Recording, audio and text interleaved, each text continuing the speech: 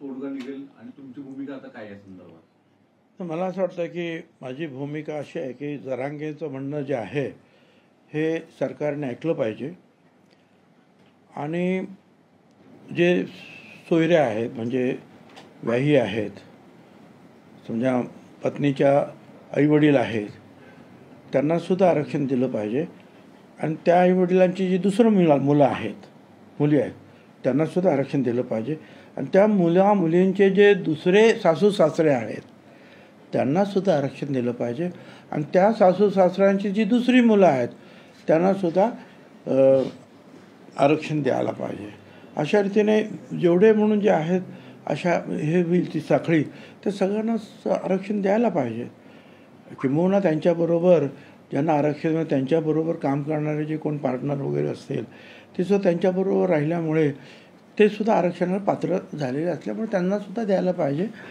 आणि कारण असं आहे की आपण जे आहे की जरांगेंचं ऐकायला पाहिजे आपण, नाही तर त्या मोर्चा घेऊन येतील, नाही तर आणखीन काहीतरी करतील.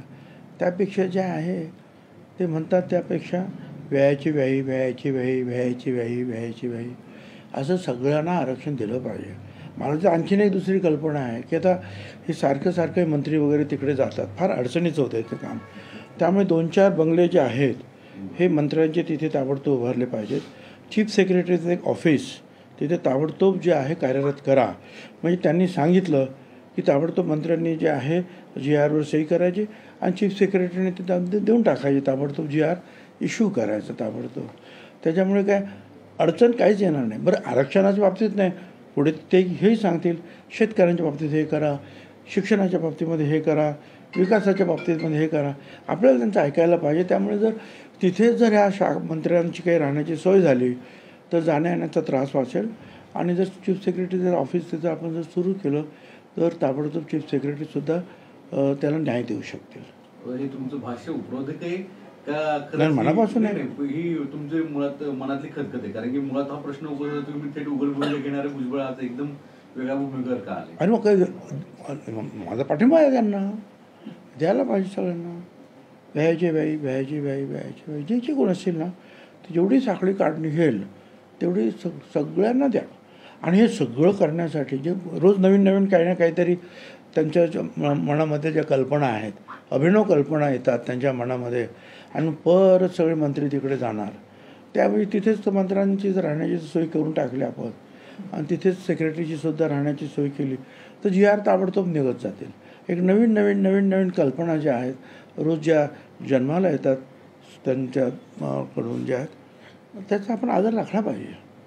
जरांगेंना एखादी कल्पना मांडायची आणि सरकारकडून ती ऐकली जाते अशा पद्धतीचं वारंवार पाहायला मिळते. सुरुवातीला ते म्हणले की मराठवाड्यातल्या लोकांना द्या, त्यानंतर म्हणले की पूर्ण मराठा समाजाला द्या, त्यानंतर म्हणले की ओबीसीतून आरक्षण द्या, त्यानंतर पुढे जाऊन ते परत म्हटले की मुलं आणि मुली यांना द्या आणि आता म्हणतायत की आत्या, मामा, मामी या सर्वांना द्या.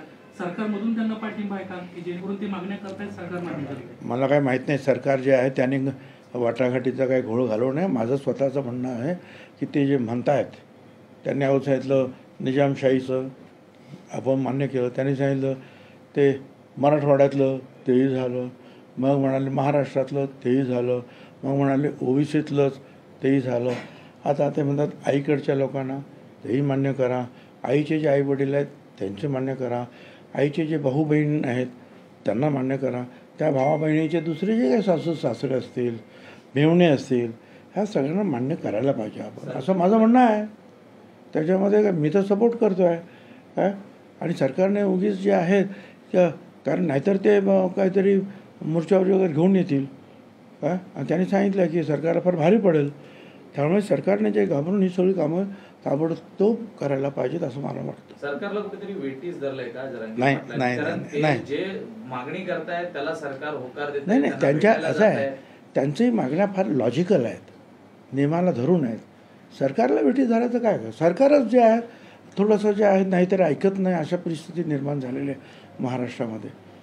ते सांगितल्याबरोबर ताबडतोब होकार द्यायचा, मोकळं व्हायचं, GR काढायचं. तर ते वाटाघाटी करत बसतात, वेळ काढतात सरकार सगळं. वेळ काढू. जरांगे पाटील आज स्पष्ट सांगितलेलं आहे की देव जरी आडवा आला तरी सुद्धा मराठ्यांना ओबीसी मध्ये जाण्यासाठी पूल अरे देव काय देव सुद्धा घाबरणारच ना त्यांना. असं काय करतात तुम्ही? देवांचं काय ते त्यांना बरोबर आहे ना त्यांचं म्हणणं. त्याच्यामुळे चूक असं काहीच नाही. म्हणून तर म्हटलं की जिथे देवाची सुद्धा पर्वा नाही तिथे सरकार काय चीज आहे. जरांगे पाटील म्हणतात की सोयरे हा शब्द स्वतः सरकारनंच दिलेला आहे, तर मी कुठे काही चुकीचं म्हणतोय. सरकारने आपला जो शब्द दिला होता तो पाळायला पाहिजे. आता आमचं तर म्हणणं त्याच्या पुढचं द्या ना बाबांना. त्यांच्या पुढचं द्या, आणखीनही काही लिहून द्या. काय ते म्हणतील त्याप्रमाणे आपण JR काढला पाहिजे. आणि नवीन नवीन चांगल्या अभिनव कल्पना त्यांच्या डोक्यात येत असतात, त्याचा पण आदर राखायला शिकलं पाहिजे. भुजबळ साहेब, पण मुळात आई किंवा आईचे जे सोयरे असतील त्यांना कास्ट सर्टिफिकेट देणं हे कास्ट व्हॅलिडिटी कमिटी ग्राह्य धरणार नाही, कारण की यापूर्वी कुठल्या समाजाला ते ग्राह्य धरले गेले नाही किंवा धर्मालाही. तर जरांगेंची जी मागणी लॉजिकल आहे असं तुम्ही कसं म्हणू शकता? नाही हे काय कायदा कायद्याच्या ठिकाणी आपण करून टाकायचं ताबडतोब. हां, कायदा काय, कायदा तुम्हीच करता ना मग. आणि काय कायदा आणि कोर्ट वगैरे नाही, तर त्या भ्रामक कल्पना आहेत या सगळ्या. ह्या अभिनव कल्पनेचा जो आहे पाठपुरावा करायला पाहिजे. एकीकडे जरांगी मागण्या करतात त्या मान्य होतात, दुसरीकडे आपण या सगळ्या विषयासंदर्भात बोलताय, मात्र आपलं म्हणणं ज्या पद्धतीने ऐकलं पाहिजे, सरकारने काहीतरी भूमिका घेतली पाहिजे ती घेतली जात नाही. कुठेतरी एकटा नेता या संदर्भात बोलताना पाहायला मिळतो. एकटे पडले असं वाटतं. नाही अरे असं आहे ना की जरांगी जे आहे ते बोलतील आणि त्यांच्या हातामध्ये सगळा मराठा समाज आहे असं त्यांचं म्हणणं आहे. आणि तो मराठा समाज हा आणखी 7-8 कोटी आहे असं त्याचं म्हणणं आहे त्या जरांगीचं. आणि एवढे लोक जे आहेत आपण सरकारच्या विरोधात गेले तर सरकार मग कसं काय काम करू शकतं. तर ही भीती आहे की नाही सरकारला. ही भीती का वाटत नाही, याचा विचार का सरकार करत नाही.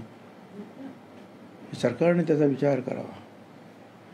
सकल मराठा समाजाच्या वतीनं मागणी करण्यात आली की भुजबळांना दिलेला जो जामीन आहे तो नामंजूर करण्यात यावा आणि ते 2 समाजामध्ये तेढ निर्माण करायला भुजबळ कारणीभूत आहे. त्यामुळे नाही ताबडतोब. आता असं आहे ना, म्हणून तर मी सांगितलं की तिथे एकदा हवं तर जे आहे ना ते काही निवृत्त न्यायमूर्ती वगैरे त्यांचंच सुद्धा एक ऑफिस तिकडे आपण तयार केलं की ताबडतोब ते कायदा काढून सांगतील की यांचं जामीन रद्द करून टाकायचं ताबडतोब. तुम्ही याच्यामध्ये घोळ घालताना त्याच्यामुळे प्रश्न वाढतो, त्याच्यामुळे जास्त चर्चा करू नये. सरकारमधला एक मंत्री अशा पद्धतीने एक नाराजीची भावना व्यक्त करताना कुठला मंत्री? एक सुद्धा मंत्री नाही.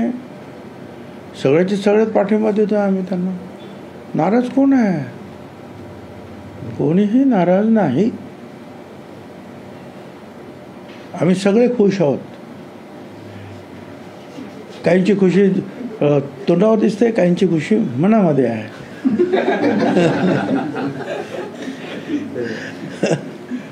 एकीकडे सर आपण आपल्या भाषणांमधनं जरांगे पाटलांवरती टीका केली होती. त्यांच्या एकूणच ज्या भूमिका होत्या आणि त्या सरकार त्याला मान्य करत होतं त्यावरती आपण टीका करत होतात.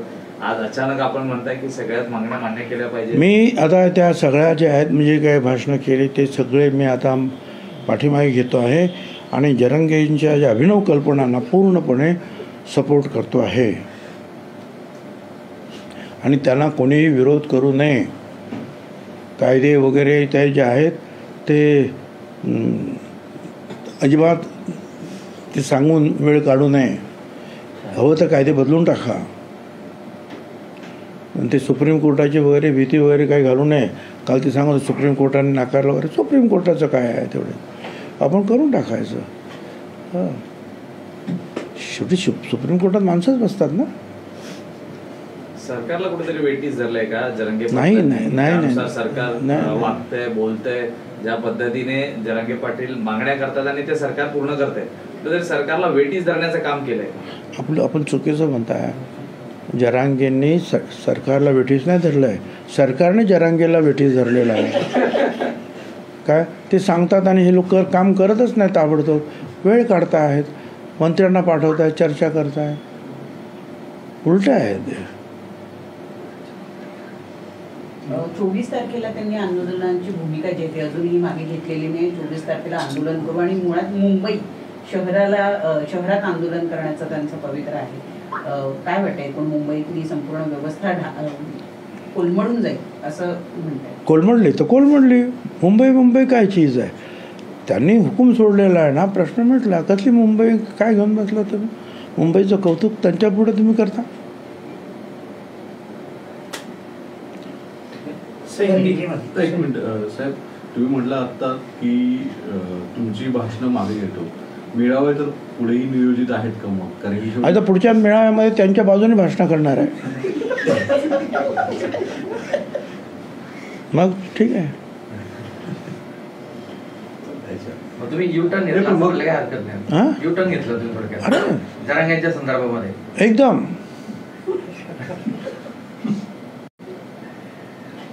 त्यांनी असं देखील म्हटलं आहे की मराठ्यांनी आरक्षण मिळेपर्यंत पक्षासाठी काम करू नये. हां मराठ्यांनी आरक्षण मिळवून यासाठी पक्षासाठी काम करू नये. जोपर्यंत आरक्षण मिळत नाही तोपर्यंत पक्षासाठी काम करू नये, जे मराठा मंत्री बरोबर आहे. त्यांनी.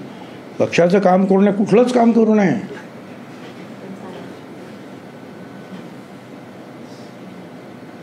तर दुसरीकडे अपात्रतेबाबतची जी सुनावणी आहे ती जानेवारीच्या पहिल्या आठवड्यापासून सुरू होणार आहे. कसं पाहता या एकूणच अपात्रतेबाबतची सुनावणीकडे?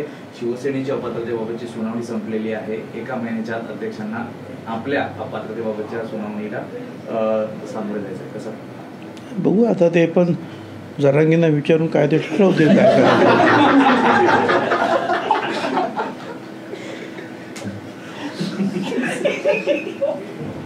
हिंदीमध्ये सर. आजचं सगळं उपरोधिक तुमचं बोलणं संपूर्ण महाराष्ट्र पाहतोय. ह्या भावना माझ्या भावनाच आहे, माझ्या भावना खऱ्या आहेत, खऱ्या भावना माझ्या, खरं सांगतो मी.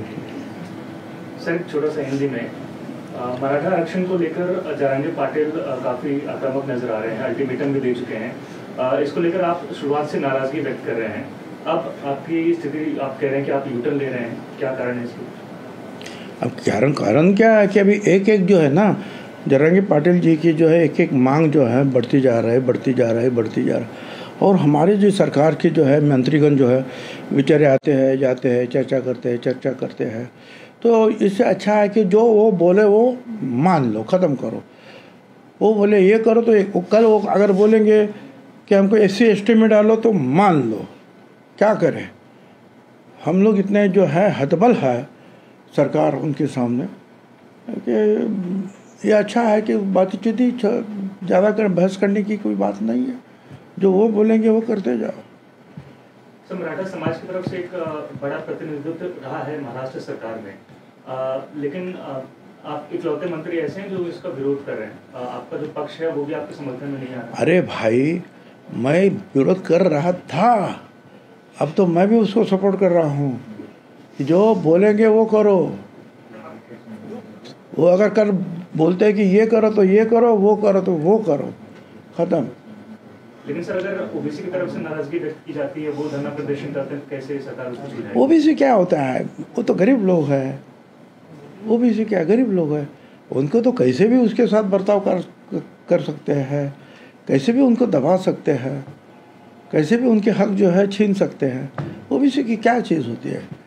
सरकार का जो प्रतिनिधि मंडल है वो लगातार मुलाकात कर रहा है, लेकिन वो मिलने को तो नहीं है, वो उन्हें इग्नोर कर रहे हैं. उनका कहना है कि सिर्फ और सिर्फ आंदोलन होगा, सिर्फ और सिर्फ हमें आरक्षण ही चाहिए. कहाँ सरकार विफल हो रही है? तो सरकार को जो है, जो हमेशा के लिए जो है वहाँ कुछ मिनिस्टर को बिठाना चाहिए. वहाँ ही जो मिनिस्टर वो रहे और जो जरांगे बोले उसको मान दे. सर आने वाले 24 तारीख को जगह जगह पे धरना होने वाला है, उसके बारे में क्या कहोगे मुंबई में? अभी इसलिए तो मैं बोल रहा हूँ ना, जो वो बोलेंगे मान लो, ना धरना रहे ना रहेंगे बांस, न बजे बांसुरी. क्या सर आपको लग रहा है कि जो कानून व्यवस्था है वो लचर हो चुकी है राज्य सरकार की? कानून व्यवस्था क्या होता है जरांगे के सामने? नहीं मानेंगे तो और कुछ हो सकता है कि कुछ और MLA के घर जलाएंगे, फिर मेंबर पार्लियामेंट के भी घर शायद जलाएंगे, किसके भी करेंगे. जरांगे के सामने क्या होता है कानून? आज तुम्ही उपरोधिक बोलताय, ही हतबलता आहे तुमची. बिलकुल हतबलता आहे माझी. त्याला तुम्ही हतबलता म्हणा, घाबरलो म्हणा, आणखीन काय म्हणा, काय हरकत नाही. भुजबळ साहेब, दिल्लीमध्ये लोकसभा खासदारांचे जे निलंबन आहे त्याच्यावरनं आज सुद्धा पवार साहेब पण दिल्लीत आंदोलनाला बसले. विरोधकांचं असं म्हणणं आहे की मुद्दामून लोकशाहीचा घातक अंत अशा स्वरूपात केला जातो. आता आहे ती त्याच दिल्ली स्तरावरची लढाई. मी गल्लीतला माणूस, मी काय बोलणार त्याच्यावर? विषय मला नाशिक- गल्लीतले प्रश्न विचारले तर मी उत्तर ठीक आहे, तुमचा नाशिकचा प्रश्न विचारतो. बळगुजर यांच्यावरची कारवाई ही राजकीय प्रेरित आहे असा शिवसेना ठाकरे गटाचा आरोप आहे. दादा भुसे पालकमंत्री तिथे भूमिका वेगळी मांडत आहेत. तुम्ही नाशिकचं नेतृत्व करता, तुम्हाला काय या संदर्भात माहिती हे आहे? पहा, मी नाशिकचा पालकमंत्री नाही आणि मी होम मिनिस्टरसुद्धा नाही. आता जी काही खरी माहिती असेल ती होम मिनिस्टर किंवा गृह खात्याला असणार आहे, पालकमंत्र्यांना सुद्धा असू शकते. तर त्याच्यात तर ते चौकशी करतायत ना, चौकशीतून निष्पन्न होईल काय आहे ते खरं काय कुठं. आज राष्ट्रवादी अजित पवार गटाची प्रदेश पातळीच्या बैठका वेगवेगळ्या विंगच्या होत आहेत. लोकसभेचा एक प्रिपरेशनचा भाग एक मानला जातो आता. महायुतीची लोकसभेची निवडणुकीची ऍक्च्युअल फॅक्ट काय आता आहे? कारण की महाविकास आघाडीकडनं सांगितलं जातं की त्यांचं जागा वाटप जवळपास निश्चित होताना दिसतंय. संजय राऊत यांचा आज दावा आहे 23 जागा शिवसेना ठाकरे गट लढवतो म्हणून विचारलं. हां, त्यांनी आता माहीत नाही मला, त्यांचे जर झाल्या आहेत तर त्यांनी जाहीर करावे कुठच्या जागा कोणाला दिल्यात त्या. ते जाहीर झालं म्हणतात आणि नंतर म्हणतात आम्ही आता दिल्लीला जाऊन परत ते जाहीर करून घेणार आहोत. म्हणजे नक्की काय झालं ते काय कळत नाही. पण चला ठीक आहे, लवकरात लवकर जागा वाटप करा, त्यांचं पण झालं पाहिजे. आणि आमच्या या जे आहे महाविकास हे महायुती त्यांचंसुद्धा जे आहे ते झालं पाहिजे लवकरात लवकर, म्हणजे कार्यकर्ते कामाला लागतील. नाही तर शेवटपर्यंत जे आहे ते चालतं आणि मग शेवटच्या दिवशी ज्याला नाही त्याला तिकीट द्यायचं आणि ते घाईने जाऊन भरायचं आणि त्याच्यात गडबडी व्हायच्या. त्या अगोदर लवकरात लवकर आटोपल्यावर आणि जागा वाटप देऊन जागा वाटप पण लवकर करा आणि त्यातले उमेदवार पण लवकर ठरवा, म्हणजे कार्यकर्त्यांना काम करायला वेळ मिळेल. Okay sir, thank you. म्हणतो जागा वाटप जरांगेंना विचार. सर चालू आहे. नाही जिथे जिथे प्रॉब्लेम्स असेल, जर आघाडीत किंवा ते युतीमध्ये, तर त्यांचा सल्ला जरांगीचा सल्ला घ्या तुम्ही. माझं काय म्हणते